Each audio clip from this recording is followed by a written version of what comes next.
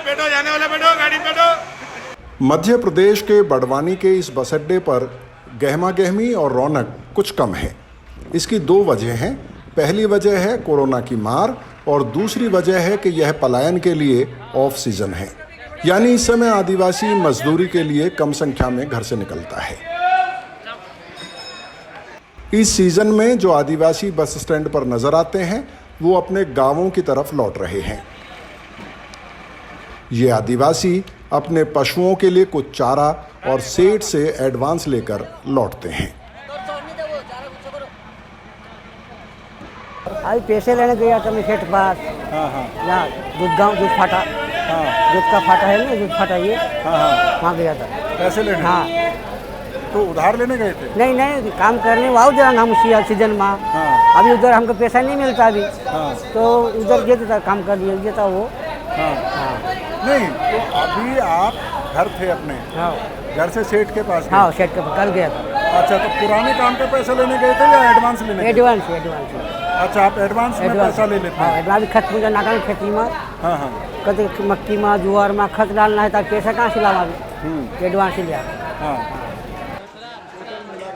सेठ से लिया गया एडवांस इस परिवार को एक ऐसे चक्र में लिए हुए है जिसे बंधवा मजदूरी कहा जाता है।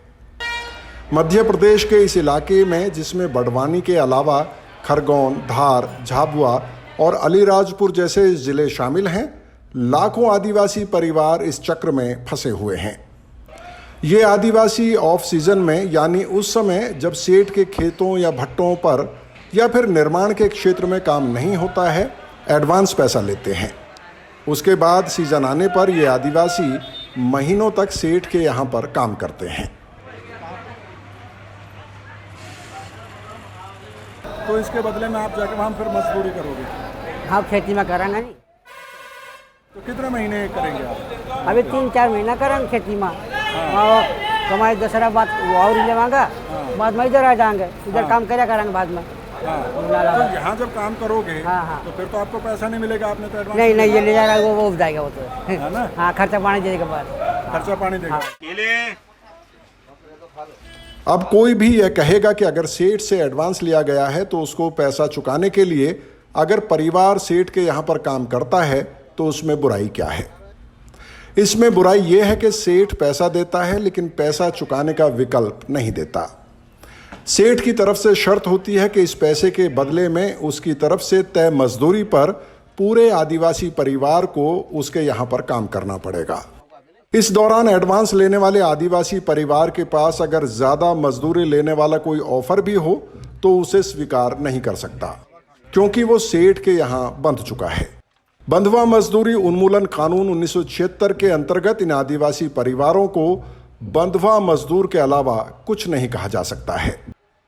बंधवा मजदूरी उन्मूलन अधिनियम 1976 की धारा 2G के अनुसार बंधवा मजदूरी कर्ज या सामाजिक दबाव के बदले काम करना है। जब मजदूर निम्नलिखित अधिकारों में से किसी एक को खो देता है, मसलन न्यूनतम मजदूरी, आवाजाही का मौलिक अधिकार, रोजगार का अधिकार या अपने उत्पादन को बाजार मूल्य पर बेचने का अधिकार, तो उसे बंधुआ मजदूर माना जाएगा। ऐसे मामलों में जिला मजिस्ट्रेट को पीड़ित के बचाव, रिहाई और पुनर्वास के साथ साथ अपराधी के खिलाफ मुकदमा चलाने की सकारात्मक कार्रवाई करने के लिए बाध्य किया जाता है। गरीबी और बेबसी इन आदिवासी परिवारों को बंधुआ मजदूरी की तरफ धकेल देती है। ये आदिवासी अपने खेतों पर फसल तो पैदा करते हैं, लेकिन खेती बारिश के भरोसे रहती है। इसके अलावा बीज, खाद और कीटनाशक के बढ़ते दाम खेती को लगातार महंगा बना रहे हैं। कर्ज की कोई संस्थागत व्यवस्था नहीं है।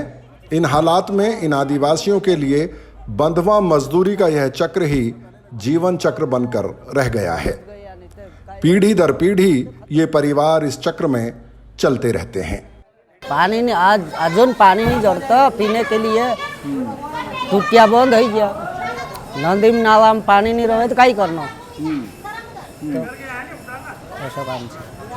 तो ये तो बुआई का मौसम तो है ना, अपने खेत में फसल छोड़ के आप मजदूरी करने चले गए, हाँ क्यों गए?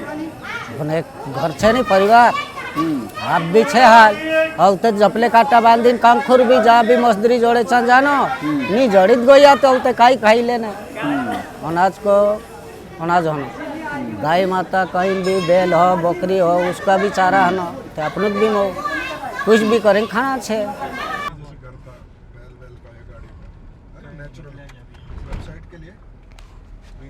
साल भर ये आदिवासी परिवार एक गोले में घूमते रहते हैं।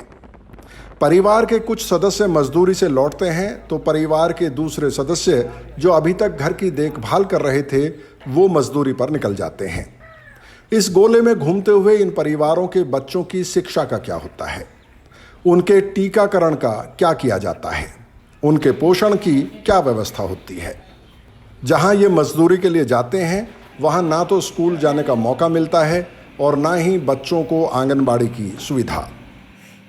ये है कि परिवार में 4-5 लोगों को घर पर छोड़ के जाते हैं कि खेती बाड़ी छोड़कर पूरा सब कुछ छोड़कर यहाँ से जा नहीं सकते, तो 4-5 लोगों को यहाँ पर छोड़कर जाते हैं।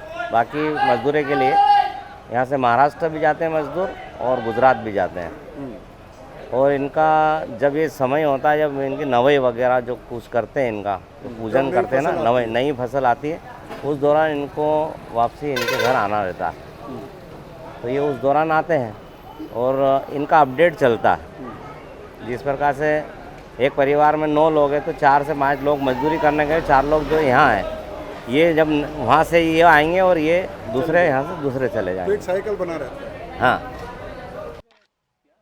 2011 की जनगणना में भी यह तथ्य सामने आता है कि भारत में कम से कम 1,35,000 लोग बंधुआ मजदूर के तौर पर काम करते हैं। वहीं 2016 का ग्लोबल स्लेवरी इंडेक्स कहता है कि भारत में कम से कम 80 लाख लोग ऐसे हैं जो बंधुआ मजदूरी की श्रेणी में हैं। बड़वानी और आसपास के जिलों के हजारों आदिवासी परिवार इस श्रेणी में रखे जा सकते हैं। बेशक बड़े जमींदारों और सेठों के हाथों इन आदिवासियों का शोषण हो रहा है, लेकिन बंधुआ मजदूरी के इस गोले में घूमते इन आदिवासियों को आप कम से कम जिंदा देख पा रहे हैं, क्योंकि कोई संस्थागत व्यवस्था तो इन्हें जिंदा भर रखने तक की दिखाई नहीं देती।